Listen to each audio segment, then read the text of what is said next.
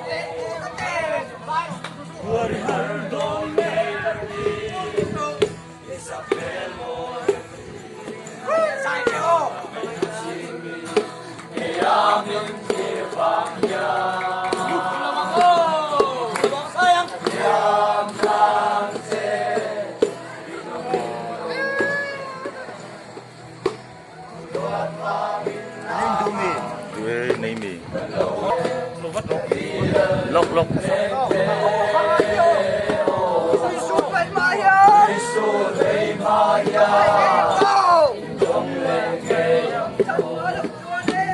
hay là mà present hồn na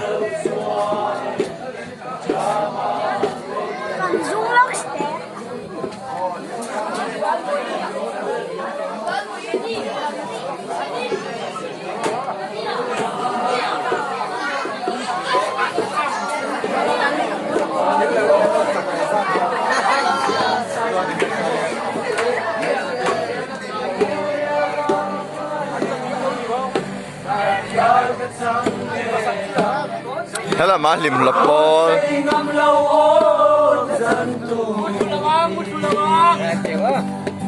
xin đi luang kia mà lâu chua đi nông nghe lâu mệt là cái này xa đi cái tiếng nôn lệ làm chê mà mày chê cầm ba ngày chê dù lại em xin lâu lúa vàng yên lam lâu lên lên nghe qua lên đây đâu đâu sa băng cần để môi khi đã lùng lên ôi su dây ma ya in công lên nghe đắng phong trần mà lâu chua ca ma mây nè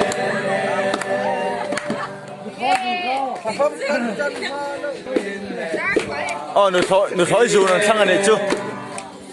yo có tỷ lệ chính ấy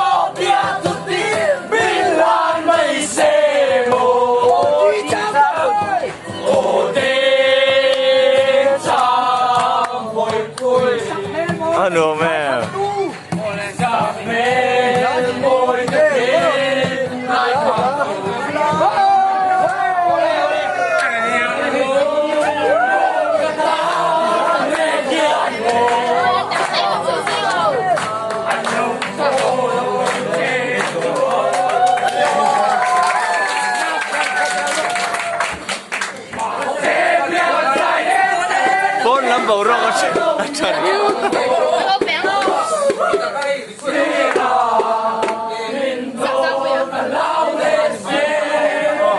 con lắm bầu rong khi ari cái thì đâu nghe dáng khai rong con cái lời à con lắm nghe nồm sung lắm khơi lắm rong cái rồi đón bộ cái lời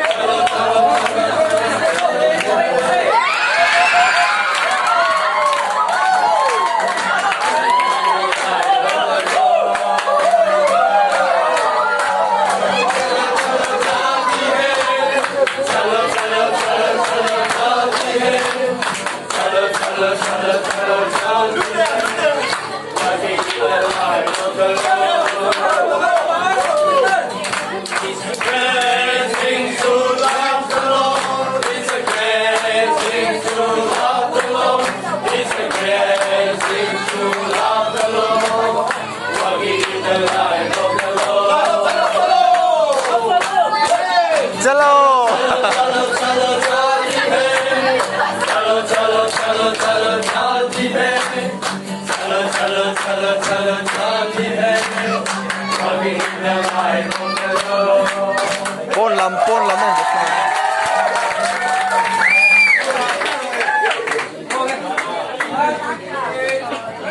pon lam bầu rọc pon lâu dài về đâu ta